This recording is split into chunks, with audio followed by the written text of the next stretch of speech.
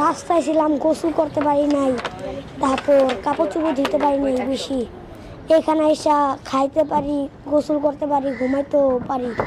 আর রাস্তায় ঘুমাইলে সবাই লাঠি উষ্টা মারতো। তারপর জিআরপি আইসা গোয়া পিসা পিটান দিলে প্রচুর ব্যথা করতো।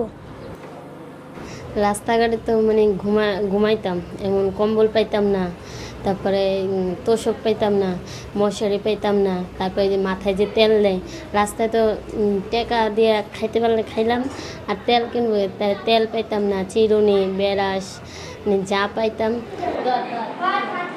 সবচেয়ে বেশি ভালো লাগে আমি যে একটা সুবিধা পাইছি, নিরাপদে থাকতে পারতেছি, এই জিনিসটা খুব ভালো লাগে।